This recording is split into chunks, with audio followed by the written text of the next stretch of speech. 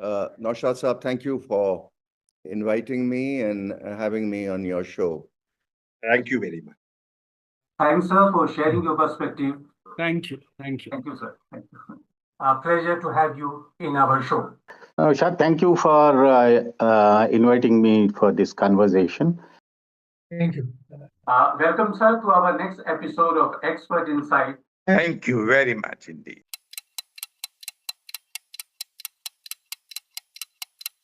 Hello, good morning, and a very warm welcome. For our next face-to-face, I have with me our guest, Professor Jagdeep Chhoker, who is the founding member of Association for Democratic Reforms.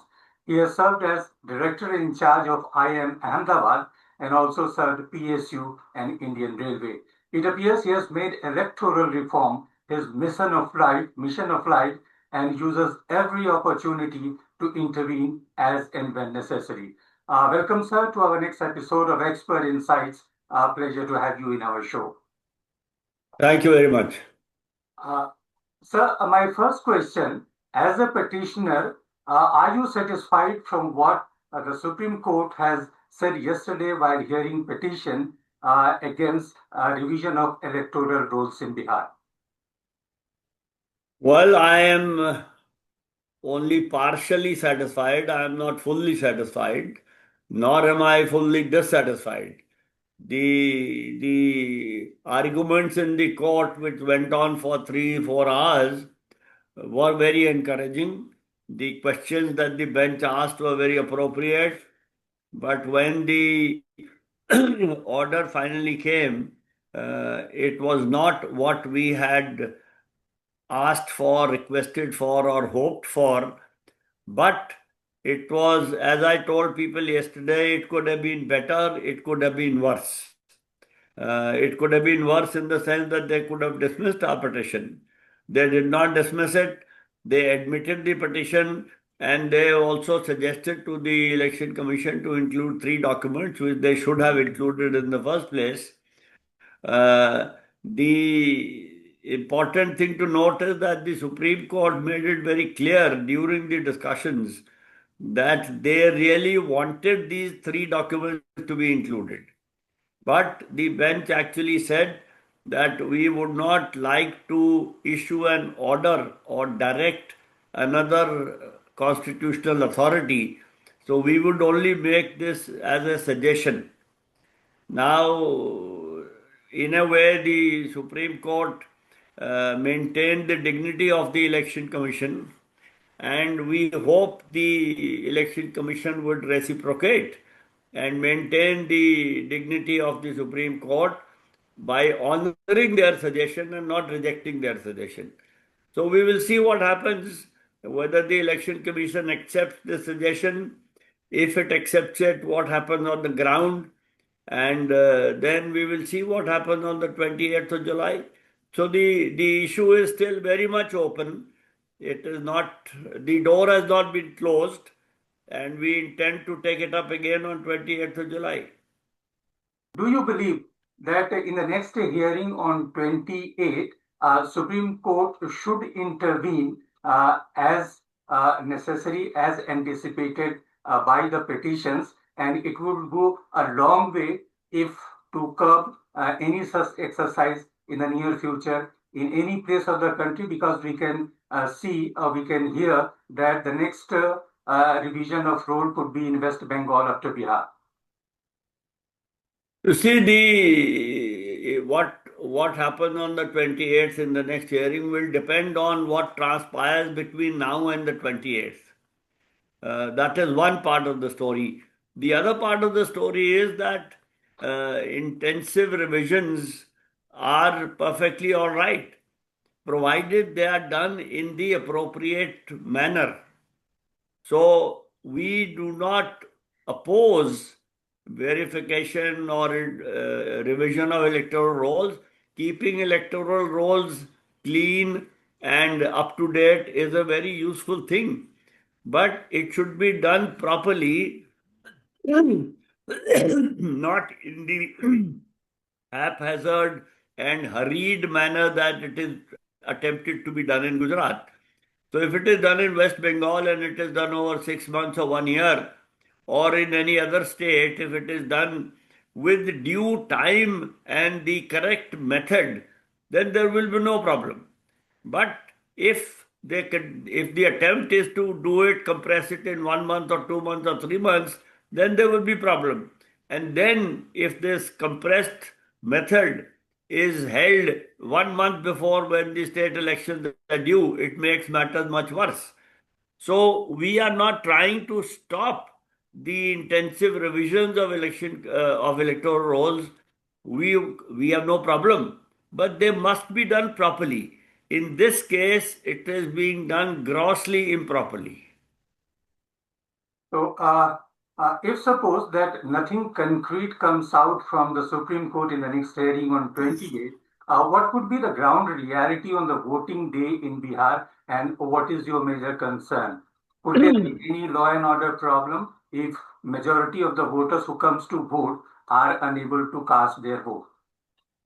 You have asked an extremely important question, and I thank you for that, because if nothing concrete happens between now and the 28th, then the way I see the scenario unfolding is as follows. A draft electoral roll will be published on 1st of August. This draft electoral roll, if the election commission goes by what it has been saying so far, that it may collect for 8 crore forms, but those forms are not properly filled, they do not have documents.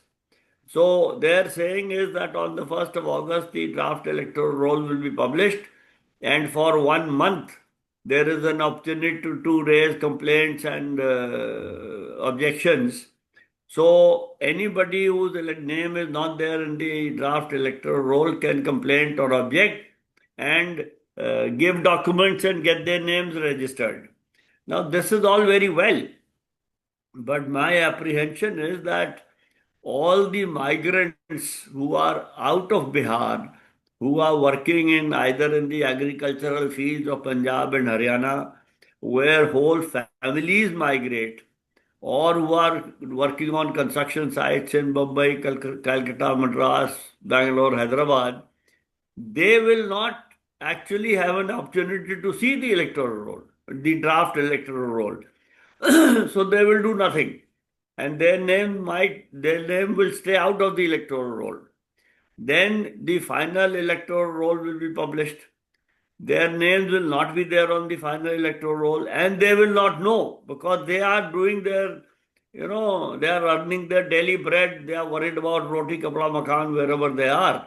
Yeah. And on the election day or a day before the election, they will land up in their villages. Whether given return railway tickets by political parties or provided, chartered buses by political parties, whichever way they go, they will be there in their villages on the date of polling. Now imagine a village which has 500 voters who have voted in every election in the last 15-20 years. And they show up at the polling booth. And out of 500, let us say either 250 or 300 find that they can cast their votes, and the other 200 or 250 find they cannot cast their vote.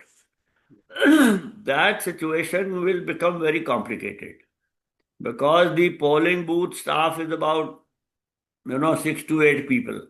Yeah. And there are in a normal village, there would be 6 to 8 or 10 policemen to provide security to the polling staff. Yeah. So these 18, 20 people will not be able to withstand the pressure of 200 or 250 villagers. Yeah. And therefore, the situation might, or it has the potential of getting out of hand. Yeah. Now, if this were to happen in one village or two villages, then that can be managed, because the way there is a village in Maharashtra called Makarbadi who wanted to hold their own poll to check, and the police swooped down the night before and stopped it from happening. Yeah. So if it happens in one or two or three or four villages, then it can be managed. Yeah. But if, God forbid, it happens in 100 villages, then the situation will become very difficult. There is apprehension in my mind of very serious social strife and social unrest, and that will not be good for anybody at all. So unless the situation is dealt with properly from now, it may lead to very disastrous consequences. I shudder to think about it, and I hope and wish I am wrong. It does not happen. Election Commission sees the logic and changes the way it is trying to do this.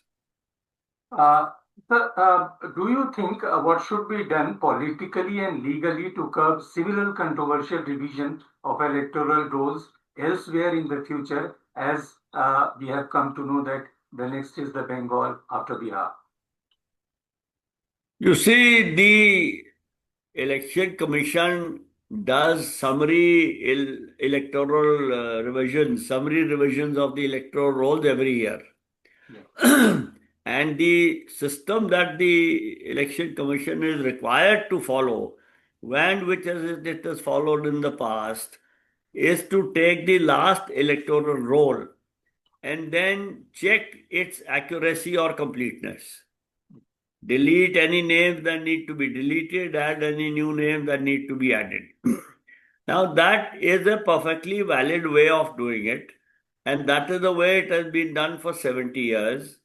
I don't know what made the Election Commission think about, as the Supreme Court bench yesterday said, think about checking the citizenship of every voter. Now, there are earlier Supreme Court judgments, particularly in Lal Babu Hussain in 1995, where repeatedly the court has said, and it is an accepted position, that citizenship is a matter that has to be dealt with by the Ministry of Home Affairs. And once a person is on the electoral roll, it is assumed that that person is a citizen. And the Election Commission is fully aware of this, because in the June 24 circular, they have written that citizens who are on the electoral roll before 1st January 2003, there is a presumption of citizenship. Yeah. So why is that presumption of citizenship not applicable to people who got onto the electoral roll later? Yeah. You can do whatever you want to do when you register a person as a voter the first time. Yeah. After that, you cannot question that. Yeah. On the matter of citizenship. If This is what needs to be done for future, that even for intensive electoral rolls, it should take the existing, unless they have a reason to believe that a particular person is not authorized to be a voter. Yes. Then there is a process laid down in their own documents that they have to give a notice and give a personal hearing, etc. They should do that. They cannot tell crores of people with a stroke of a pen that your presumption of citizenship is gone. Now you prove you are citizens. This is absolutely wrong, I would say. Sir, in recent time, the Election Commission has faced a lot of criticism, as we all know. Would you say that the way this electoral roll was to be revised or has been asked for a revision reflects a deeper institutional crisis, perhaps even a new law for the Commission? While election commissions general perception, in my opinion, across the country, across various strata of society, has taken a beating in the last few years. Election Commission does not enjoy, I am very sad to say this, because I have worked very closely with this institution for 25 years. Their current level of trust amongst people at large seems to have gone down. And I really think this is not unjustified. because several of their actions over the last 7, 8, 10 years have been controversial, despite the earlier Chief Election Commissioner repeatedly saying that we have only 3 principles of working that we follow, and they are disclosure, disclosure, disclosure. Election Commission has not been disclosing things. It has become, in a way, opaque. We have written letters to the Election Commission. I have written letters as an individual citizen, asking questions, trying to lodge complaints. There is never any response. And even in this case, most of the time you hear, even in this Bihar issue, you hear that some sources in the Election Commission have said so. Now, sources are not an authentic source of information. Election Commission has to issue either a notification or a clarification which is signed by some person. Sometimes they do that.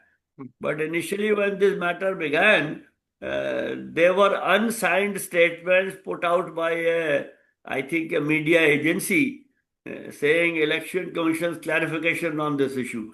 I mean, that is not the way to communicate by a constitutional authority.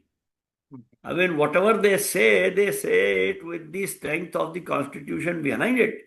And therefore, they should communicate it openly rather than giving what I call, selective leaks.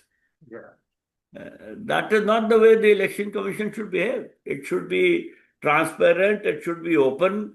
And it's also, there is a feeling that Election Commission seems to have forgotten why it was set up. It was set up under Article 324 of the Constitution to enable and assist citizens in exercising their right to vote. Election Commission seems to have come to feel that they are the grantor of the right to vote, that they will grant the right to vote to whoever they think is appropriate.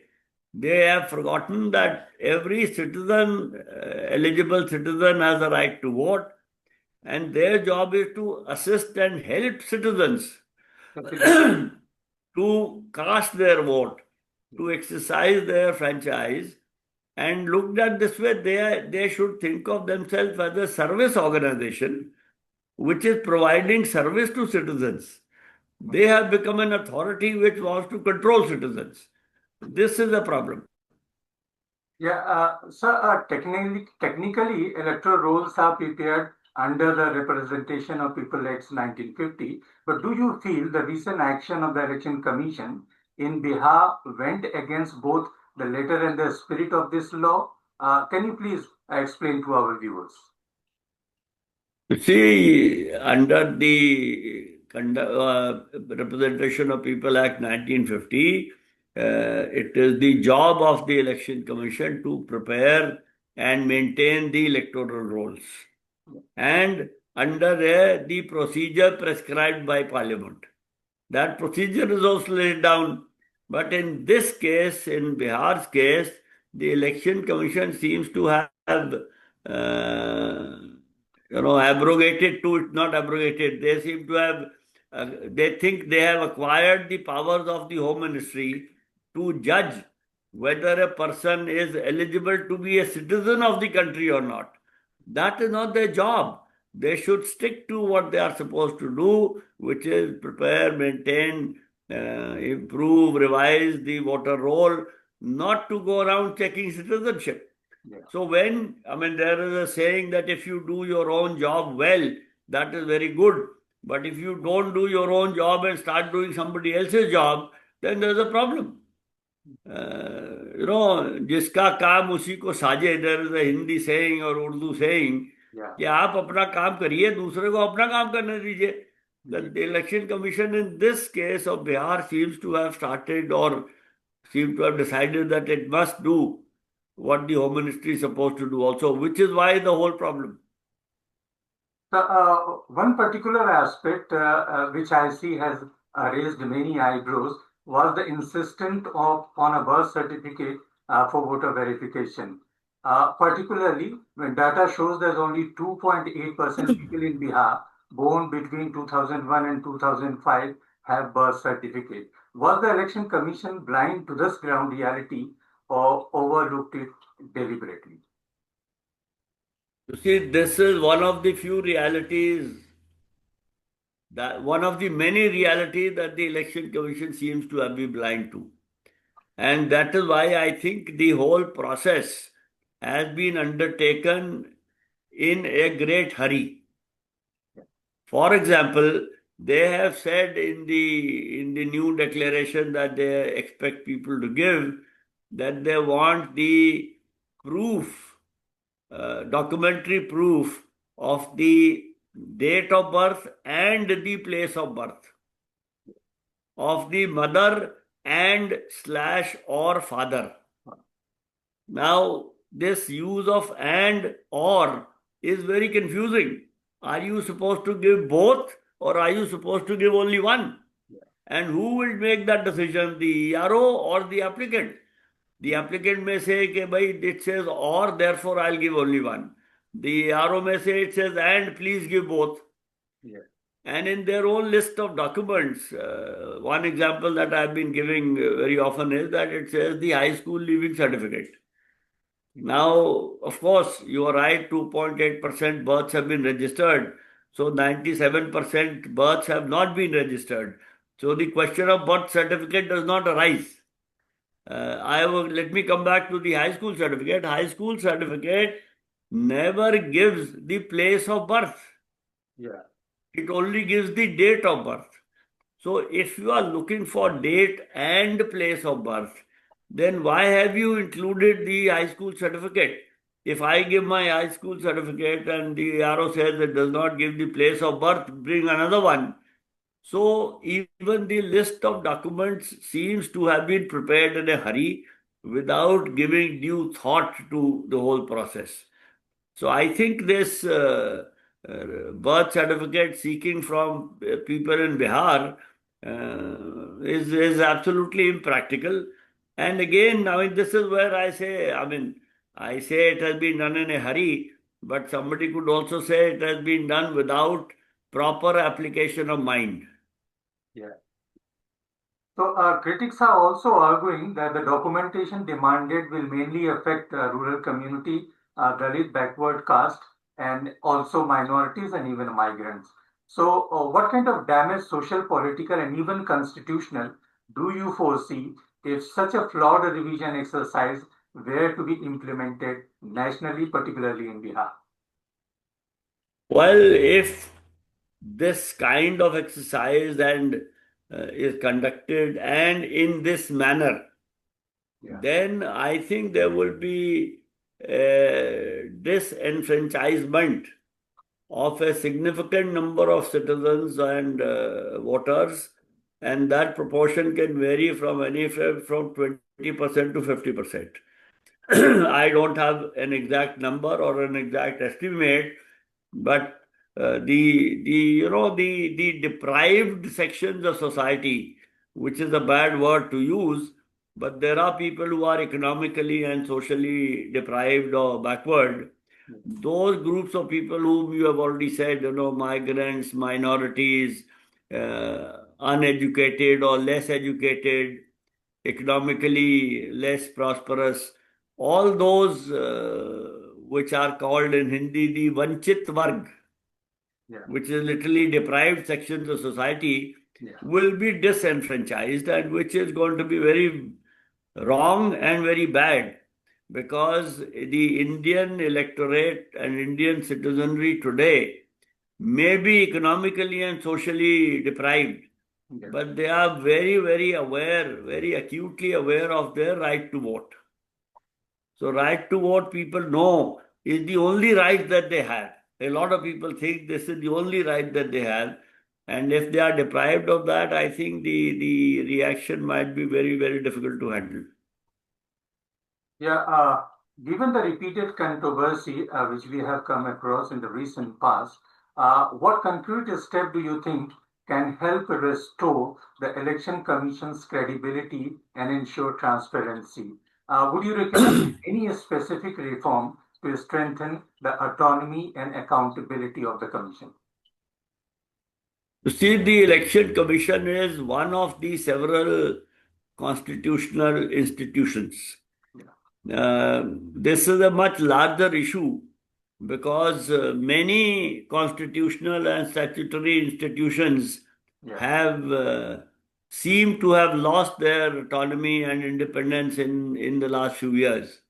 So Election Commission is not unique in that, except that Election Commission has a much wider and deeper influence on the functioning of democracy. Now, from that point of view, Election Commission perhaps is more important in that respect. But it is one of the several autonomous institutions that are required to function independently to safeguard democracy in the country. And a lot of those institutions, or I would say most of those institutions, are today not in a very good shape. Their autonomy, their independence has been compromised. And therefore, this kind of institutional reform is required across the country in all institutions. And that cannot happen unless we have political reform in the country. So it is very difficult to create an island of excellence around which there is total mess. So if the society is in a mess, institutions will be in a mess. And for that, one would have to talk of political reforms, the foremost of which is that the political party should be internally democratic. But that is a different area, and I don't think we need to get into that right now. So reforming Election Commission cannot happen unless there are much broader institutional and political reforms in the country. If all those reforms could happen, Election Commission functioning will improve. But one specific thing that can be done for the Election Commission is the appointment of election commissioners. The Supreme Court gave a judgment in 2023, I think, in which it suggested a method of appointment November of 2022. November 2020. That was a petition that we had filed. And I think in December or January, the Parliament made a law which was exactly opposite of what the Supreme Court had suggested. Therefore, nothing has changed and things have perhaps become worse. So that reform in the Election Commission can also happen when there is larger political reform and political parties become democratic. So do you think inclusion of Chief Justice of India, including Chief Justice of India in the selection process, can serve the purpose? And would it be then able to maintain the neutrality of the Commission? Would it help in any way? This is a very delicate issue because my sense is that when I say that all institutions are compromised, I'm afraid the judiciary may not be beyond it. So the Chief Justice in his inclusion would be very useful provided the Chief Justice is also autonomous and independent. We have seen some instances of Chief Justices in the recent past where people have been nominated to the Rajya Sabha and so on and so forth. So the autonomy of the judiciary is also in doubt. And you have seen the way some very senior constitutional functionaries have been attacking the judiciary. So it depends on a much larger canvas than individual piecemeal reform. It is a question of, we can count the trees and not look at the forest. We also need to look at the forest and also need to count the trees. So we need to do the forest first and then to come to the specifics. But yes, on the whole, presence of the Chief Justice would certainly be of much help. On that note, sir, let us hope that vast majority of people in Bihar are able to vote. Thanks, sir, for sharing your perspective. We'll be back next time with another expert. Thanks for watching. Take care. Keep your environment clean. Goodbye. Thank you.